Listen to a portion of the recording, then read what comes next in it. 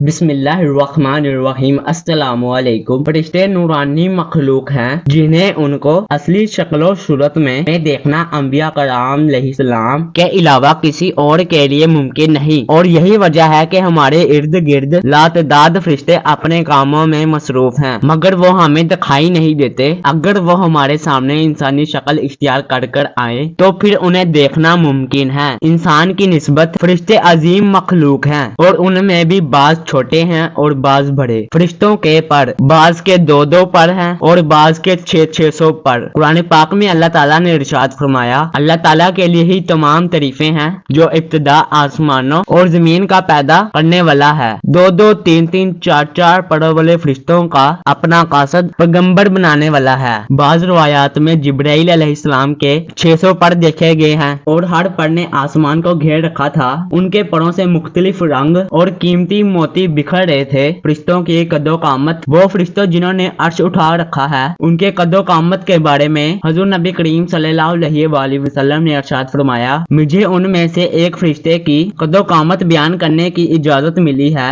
اور اس کا وجود کتنا بڑا ہے جس کا اندازہ اس بات سے کیا جا سکتا ہے اس کی کان کی لو سے کندھے تک کا درمیانی حصہ اتنا لمبا ہے جتنا 700 سال کی مسافت۔ ایک دوسری حدیث میں سیدنا انس رضی اللہ عنہ سے مروی ہے، حضور نبی کریم صلی اللہ علیہ وآلہ وسلم نے ارشاد فرمایا، عرش کو اٹھانے والے فرشتوں میں سے ایک فرشتے کے بارے میں مجھے یہ بتانے کی اجازت دی گئی ہے، اس کے پاؤں سب سے نچلی 7ویں زمین پر ہیں، اور اس کے کندھوں پر عرش ہے، اور اس کے دونوں کانوں اور کندھوں کے درمیان اتنی دوری ہے، اس کو طے کرنے کے لیے پرندے کو 700 سال کی پرواز چاہیے۔ وہ فرشتہ کہتا ہے، یا اللہ تو پاک ہے، اور جہاں بھی ہے اور جہاں بھی ہو فرشتوں کی ضروریات۔ اللہ تعالیٰ نے فرشتوں میں شادی بیاہ کی حاجت نہیں رکھی، اس طرح انہیں کھانے پینے سے بھی بے نیاز کر دیا ہے۔ اس کی وضاحت قرآن مجید میں موجود اور سیدنا ابراہیم علیہ السلام کے اس واقعے سے ہوتی ہے، جس میں حضرت ابراہیم علیہ السلام کے پاس فرشتے آئے تو آپ علیہ السلام ان کے لیے فوراً گوشت لے کر آئے، مگر انہوں نے اسے تناول نہیں کیا۔ اللہ تعالیٰ نے فرشتوں کو بیماری، سستی، کاہلی،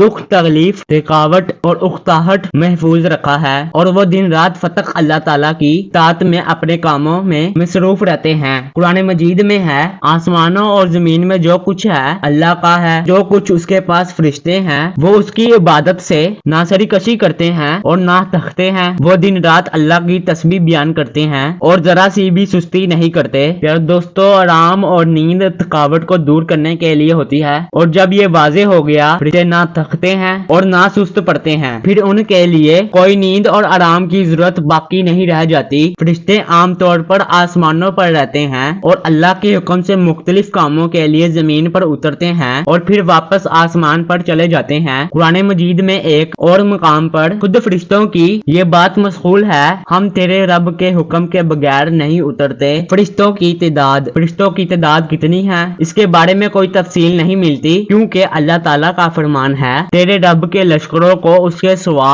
اور کوئی نہیں جانتا۔ بعض حدیث سے معلوم ہوتا ہے کہ فرشتوں کی تعداد بہت زیادہ ہے، بلکہ اندازہ ہوتا ہے کہ انسانوں اور جنوں سے بھی ان کی تعداد زیادہ ہے۔ سیدنا ابو ذر رضی اللہ عنہ سے مروی ہے کہ اللہ کے رسول صلی اللہ علیہ وآلہ وسلم نے فرمایا، آسمانوں پر کہیں 4 انگلیاں جگہ بھی ایسی نہیں جہاں کوئی نہ کوئی فرشتہ سجدہ ریز نہ ہو۔ سیدنا عبداللہ بن مسعود رضی اللہ عنہ سے مروی ہے کہ اللہ کے رسول صلی اللہ علیہ وآلہ وسلم نے فرمایا، قیامت کے روز جہنم کو اس حال میں لایا جائے گا کہ اس کی 70 لگامیں ہوں گی، اور ہر لگام کے ساتھ 70,000 فرشتے ہوں گے جو اسے کھینچ کر لا رہے ہوں گے۔ فرشتوں کی ایک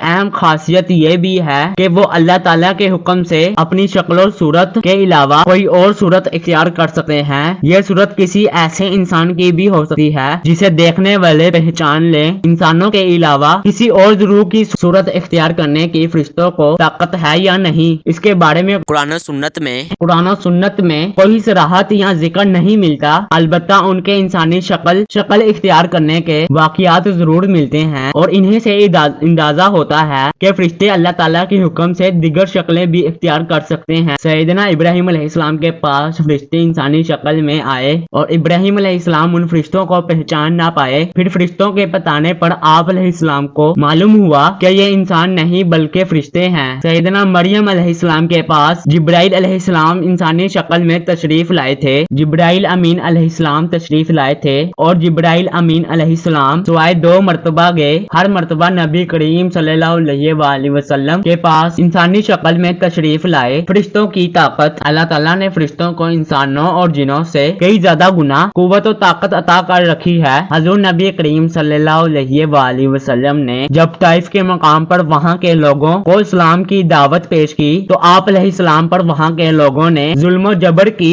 इंतहा कर दी और नबी करीम सल्लल्लाहु अलैहि वसल्लम को लहू लहान कर दिया। तो उस मकाम पर सैयदना जिब्राइल अमीन अलैहिस्सलाम तशरीफ लाए। उन्होंने आवाज दी और कहा, अल्लाह ताला हजूर नबी करीम सल्लल्लाहु अलैहि वसल्लम के बारे में आपकी कौम की बातें सुन चुका है। जो उन्होंने आपके खिलाफ इक़्तिदाम किया है वो भी देख चुका है। आपके पास अल्लाह ताला ने पहाड़ों का फरिश्ता भेजा है। आप उन लोगों के बारे में जो चाहें उस फरिश्तों को हुक्म दें, उस फरिश्ते को हुक्म दें। उसके बाद पहाड़ों का फरिश्ता मुखातिब हुआ। उसने हजूर नबी करीम सल्लल्लाहु अलैहि वसल्लम को इस्लाम किया और अर्ज की, ऐ अल्लाह के रसूल, जो आप हुक्म देंगे मैं उसकी तामील करूंगा। अगर आप चाहें तो मैं उनकी तरफ के दोनों पहाड़ों को लाकर मिला दूं जिनसे ये फिस जाएं। इस तरह जिब्राइल अलैहिस्सलाम की कुव्वत ताकत के बारे में कुरान मजीद में है। उन्हें हजूर नबी करीम सल्लल्लाहु अलैहि वसल्लम को जबरदस्त ताकतवर वाले फरिश्ते ने सिखाया है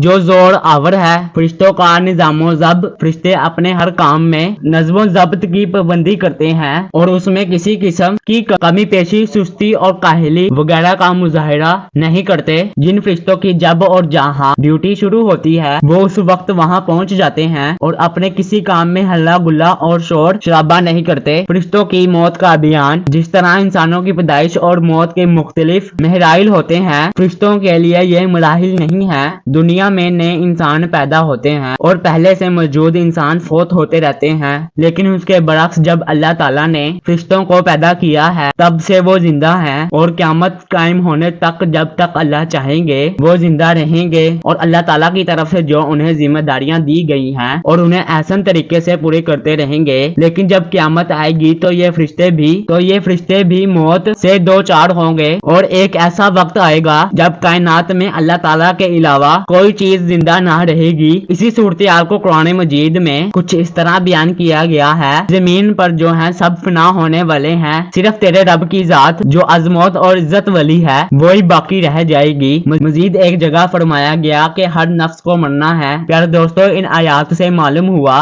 सारी कायनात तबाह होगी और अल्लाह ताला के अलावा हर जीरो मौत से दो चार होगी। उसके बाद सबसे पहले अल्लाह ताला इसराफील अलैहिस्सलाम को जिंदा करेंगे और उन्हें हुक्म देंगे वो सूर फूंके, जिससे वो सारी मखलूक जो मुर्दा थी जिंदा हो जाएगी, जैसे कि इरशाद 12 ताली है। और फिर दोबारा सूर फूंका जाएगा, वो सब खड़े होकर देखने लग जाएंगे। अजमाए उम्मत से ये बात साबित है। फरिश्तों पर भी उसी तरह मौत फना ने आना है जिस तरह दिगर तमाम मखलूकात पर मौत आएगी और इस बात पर कुरान और सुन्नत के दलाइल भी शाहिद हैं, जैसे कि फरमाने 12 ताली है, उस ज़ाते बारी के अलावा हर चीज ने फना होना है जिसमें फरिश्ते भी शामिल हैं। फरिश्तों की मौत की तकलीफ और जहाँ तक फरिश्तों की मौत की कैफियत का ताल्लुक है तो उस हवाले से कुरान और सुन्नत के नुसूस से हमें कुछ नहीं मिलता। अलबत्ता चंद ज़ईफ रिवायात और इरसाल इस हवाले से जरूर मिलते हैं। 4 बड़े फरिश्ते सैयदना जिब्राइल, मिकाईल, इसराफील और मालिकुल मौत की कैफियत के हवाले से। लेकिन यहाँ ये बात अच्छी तरह समझ लेनी चाहिए,